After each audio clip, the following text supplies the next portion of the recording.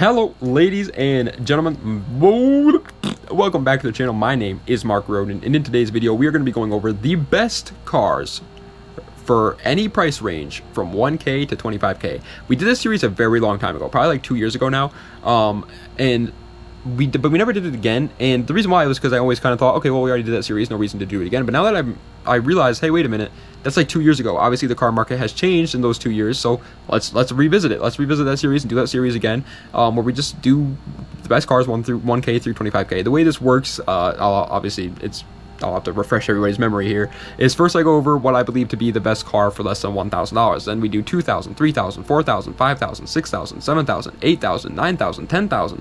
Then we do $15,000, $20,000, and $25,000. All of them being different cars, obviously. It's no repeats. It's always fun because then like, again, I usually get comments of people being like, can you do the same idea, this like same video that you just did, but for a price range of 3K or a price range of 2K or 1K even. I've seen people comment things like that before, and so now there's an option for everybody. And obviously in the future, if you guys do enjoy this video, we will do videos like this but with a theme. So we'll do like the best JDM cars 1K through 25K, or we'll do like the most reliable cars 1K through 25K, or whatever it may be. We could do like a theme behind it and go run with this format, but just do a different theme, if that makes any sense. Either way, song of the day is called Crawling by Linkin Park. It is a rock song, so if you don't like rock music, don't listen to it. I've been in my rock and roll era, ladies and gentlemen. I have been freaking banging the rock and roll music. Pause. But I've been absolutely rocking it. Hey, look at that. I've been rocking the rock and roll music. Would you look at that? But it's a banger. If you don't like rock music, I mean, I feel like you probably just deserve to be like maybe publicly flogged. I don't know, because I feel like that's just like a crime against humanity if you don't like rock and roll music. But then again, I feel like that's a little bit too hard. Maybe instead of flogging, maybe we can just like make you stub your toe or something, you know what I mean? Maybe we can steal your lunch money or something like that. But go give it a listen if you haven't already, is what I'm trying to say. Without further ado, let's go right into it though with number, it's not a number, so the best car in my opinion for less than $1,000. And yeah, for under $1,000, it was, in my opinion, pretty obvious. It's not even really a close competition. It's going to the Ford Ranger. Obviously the first generation, or technically second generation, 99s, that era of Ford Ranger. Obviously, this is where I should make it abundantly clear, where any car for less than $3,000, it's already hard to find any of these. So for less than 1K, it's even harder to find a car for less than 1K. But I know it can be done because of something that I have been doing in my free time that I haven't told you guys about. I'll tell you guys about that in 1 second. But the car comes with a 2.5 liter inline 4, making 119 horsepower, and it is rear wheel drive. I know you're thinking, well, what if they make all wheel drive, 4x4 versions of these cars with inline 6 or V6s, I think they are. Yeah, you're not finding one of those for under 1K, let me just tell you. And the reason why I said that I know that you can find these under 1K is because recently I actually started, not a business, but like a little bit of a, I guess you can call it a little bit of a business with my friends, the guys that you guys know them, Zach, Ben, all those guys, where we're trying to flip cars. And our first one that we bought was a Ford Ranger. We bought it for $800, and it was running and driving and just had a little bit of a misfire. We fixed the misfire, it had some rust, and we sold that car, made some money on it. That's the whole point of the business. But yeah, we bought it for $800. You can easily do it. It's just not going to be obviously the best option, and no car under 1K is. Even 2K is really pushing it. I mean, finding a car for less than $2,000 that's actually worth $2,000, even after putting work into it, is still hard. That's the reason why I went into it with my friends. That whole business thing with my friends is because they know what they're looking at, and I'm not the best with that stuff. So that's why I went into it with them. But yeah, for 2K, I went with a Honda Civic 8th generation. I love the 8th gen Civics. You're not finding an SI, obviously. You're just going to be able to find a base model, unfortunately. But I love the 8th gens. I think they're super slept on, super underrated cars, and they're in that perfect depreciation curve right now where they're probably at the cheapest they're going to be. Eventually people are going to start to realize that these cars are actually kind of cool and can be pretty fun to build as like a car guy car, and they're going to be just as popular as cars like the EK and the EG. I mean, back in the day, the EK and the EGs, they were the cars you were finding for less than 2K. Nowadays you can't, because the price went up, and I think that's what's happening right now with the 8th gens. Either way, the car comes with a 1.8 liter inline 4, making 160 horsepower, and it is front wheel drive. It's obviously not the fastest car out there. Obviously you're buying a 2K car, but it's going to be one of the most reliable cars out there, so that's good. For $3,000, again, still in that period where it's gonna be hard, man. Most of the cars, you're obviously, probably should have mentioned, dude, I'm all over the place today, man. I'm freaking, God, my ADHD's acting up. I'm freaking forgetting things. So obviously I should have mentioned this in the intro, but I'll mention it now. Obviously these cars on this list are cool cars, you know what I mean? They're like cars that somebody like me or you would enjoy buying. And I know there's going to be somebody out there that's like, well, you could buy a Camry for less than 3K. Yeah, I know you could. I know it's probably smarter than buying this car, but yeah, obviously I'm a car guy. I want the cooler ones. I went with the Ford Mustang New Edge though. This car comes with a 3.8 liter V6, making 190 horsepower, and it is rear wheel drive. Yeah, I know what you're thinking. V6 Mustang. Dude, for less than 3K, it's one of the coolest cars you're buying. Dude, it's got almost 200 horsepower going to the rear wheels. I get that it's a V6, but that's still cool. Like, if this was in anything else except for a car called the Ford Mustang, people would be like, wow, that's an awesome car. But nobody says it's cool because they have a V8 trim. Like, for less than 3K, dude, you're getting almost 200 horsepower in a rear-wheel drive car. That's pretty fun. $4,000, we're now at a price point where you can start to actually like be a little bit picky and actually start to choose between things. You're not there yet, especially in 2025, man. It's the prices of things are just going up. So you're not quite at the point where like you can find rust-free cars that are perfect at under 100,000 miles that are fun, but you definitely have a little bit of an option. I went with the BMW 328i E36.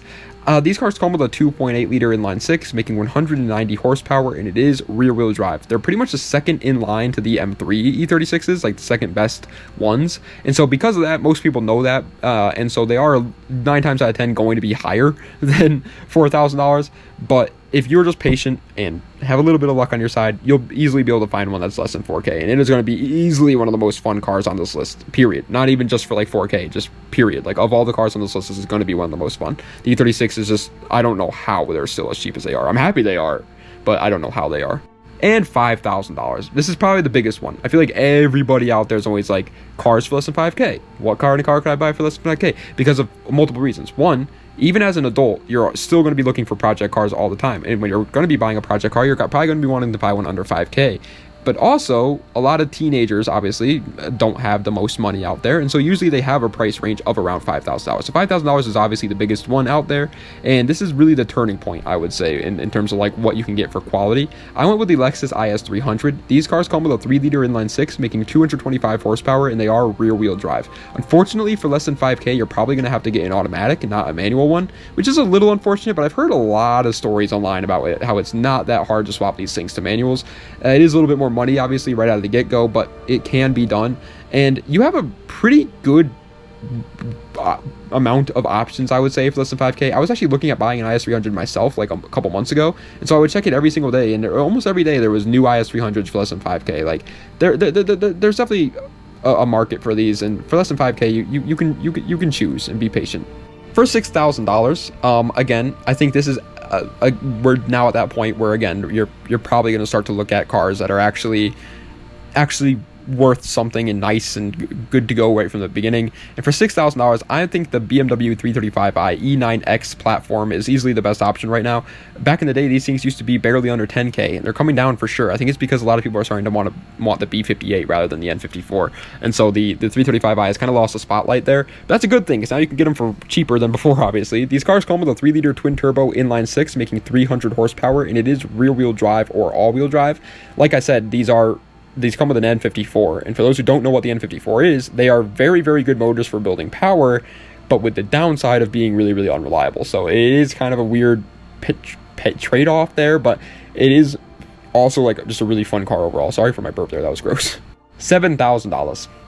7,000 doubloons, 7,000 clams. I think the Nissan 350Z is the best option for less than 7K right now. I've mentioned it time and time again, but I love 350Zs. I had one myself, for those who don't know, and I loved every single second of that car, except for when it wasn't running. But that was my fault. And they are just, in my opinion, one of the best bang for your buck sports cars out there right now. They come with a 3.5 liter V6, making 306 horsepower, and it is rear-wheel drive. That is the HR, but for less than 7K, I think you could find an HR. I don't think it's too hard. But if you really just don't want to be that patient, don't want to wait that long, then you can just get a DE, and it's so easy to find one for less than 7K right now. And they have 300 horsepower from factory, dude. Rear-wheel drive, 6-speed manual transmissions. Like, they also, in my opinion, look incredible. I got a lot of looks, a lot of compliments on my 350Z when I had it. They're awesome. The 350Z is freaking awesome. Yes, the community sucks. Okay, before somebody leaves a comment down below like, well, what about the community that just trashes them and don't know how to handle cars? Yes, those guys are annoying. Okay, but so are the Mustang owners. Doesn't mean I hate Mustangs now just because Mustang owners are annoying.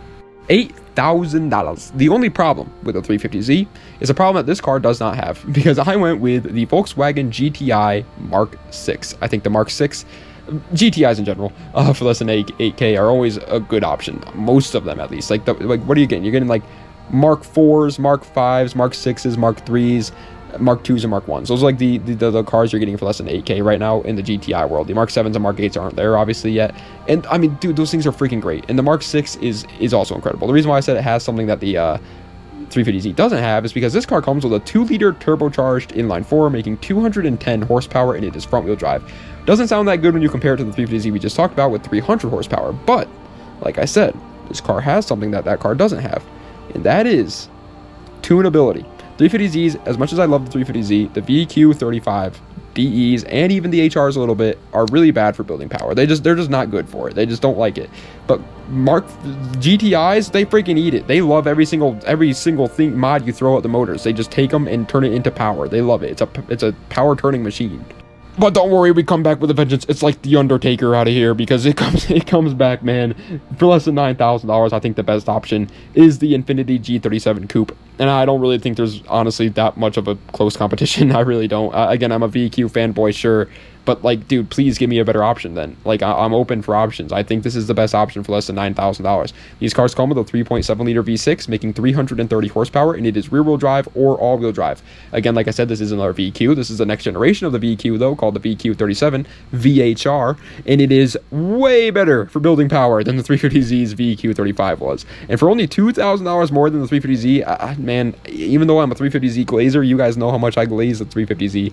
I think I'm going to have to go with the G37 Coupe. I really do. I think it's just a better option overall for people right now, man. These cars are freaking incredible budget deals for people looking to get into sports cars. So like I said, $5,000 I think is probably the most important price range on this list, but the second most important is easily 10K.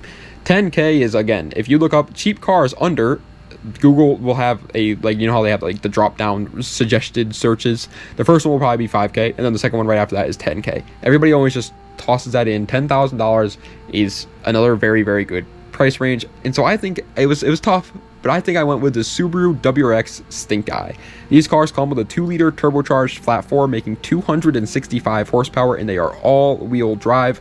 They are really good cars if you are like, if you're a driver kind of guy, you know what I mean? It's kind of hard to explain, but if you are a kind of guy that likes the corners, likes everything there is to like about cars, you don't like just one certain thing, then you will love the WRX Stink Eye. I've never been the biggest fan of WRXs, but it is a really good bang for your buck car right now. The only downside to these cars obviously being the tunability and the reliability once you try tuning them is obviously a little bit lower than a lot of other cars out there for the price, but it doesn't really need it that much. $15,000. Now we're getting into the point where we're at the unaffordable mark here, baby.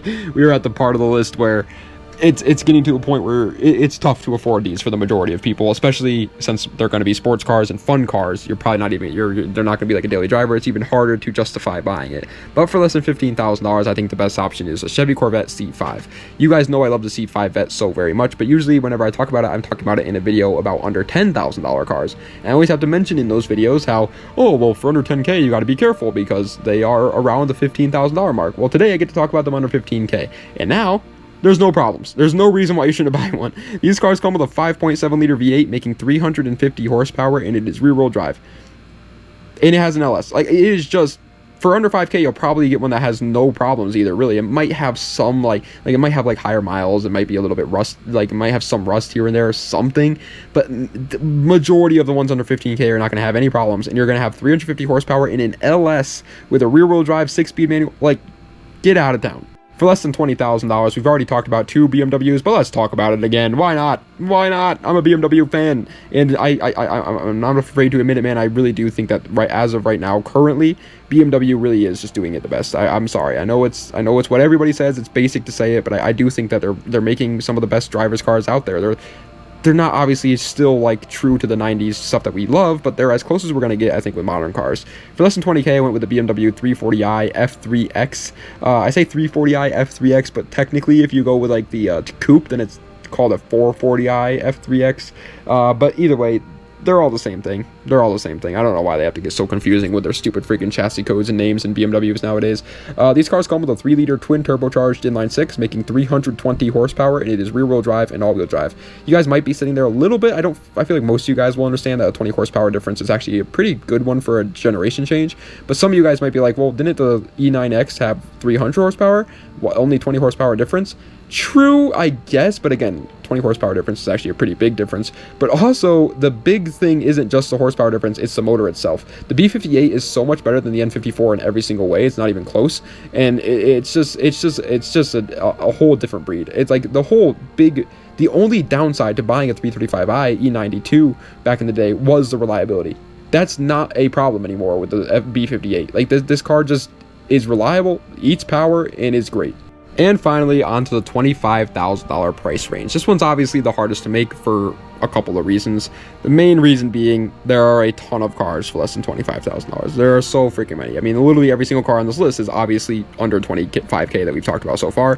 But then obviously you also have the whole plethora of cars from the $20,000 to $25,000 range that are also added to the list now. And on top of all that, it's also harder for me personally because I don't talk about $25,000 cars that often on my channel. I don't do too much research into that price range. I don't look at buying cars around that price range myself personally. So it's always kind of hard. But I went with the Ford Mustang GT S550. Might be a hot take, people might get mad at that, but I think it's a freaking incredible option for less than $25K right now. These cars come with a 5-liter V8 making 460 horsepower, and they are rear-wheel drive. Like, obviously they're not the best driver's car out there because they're a Mustang, they're an American muscle car, they're good in a straight line. That's pretty much all they got going for them. But I mean, dude, you get 460 horsepower out of a naturally aspirated American V8. You're not getting something much better than that right now for less than 25K. That's insane. It's incredible. And I'm not a Ford. You guys know, man, I hate on Mustangs. As a matter of fact, I'm a big Chevy guy. I love Chevys. But I can't deny it, this is a really good deal. But ladies and gentlemen, that is the end of today's video of the best cars that you can buy from 1K to 25K. I hope you guys enjoyed. If you did, please be sure to like, comment, and subscribe to the channel for more content just like this. Let me know what other videos you see in the comment section down below. Check the links in the description for any of my other social medias or any of my other YouTube channels or any of that great mumbo jumbo. I will be leaving a comment down in the comment section down below with my new YouTube channel where I'll be uploading me playing any sort of video games. So if you guys are interested in watching me play video games, this is going to be random, man. I'm not going to make it a theme at all. The only theme about that channel is going to be me playing games, but the games themselves are not going to have like a theme. So like maybe one day I'll upload myself playing Forza, maybe the next day I'll upload myself playing Call of Duty or Rainbow Six Siege, and then after that I'll upload myself playing Dark Souls 3. Who knows? It'll be the most random stuff. Maybe I'll do funny moments with my friends. It's just going to be random. But if you are interested in that, it'll be there. Also guys, unfortunately today I do got to keep this outro short. I'm going away for a trip tomorrow, and so I got to start. It's already 5:41 p.m. and I know it's like, wait, it's 5:41 p.m. But I only have, like, realistically speaking, 3 hours because I got to upload at 9 tonight a video and edit all these videos together, which it's just going to take so long. So I'm going to keep the outro short today, but thank you guys so much for watching. I do appreciate it. Das Vidania, and have a nice night.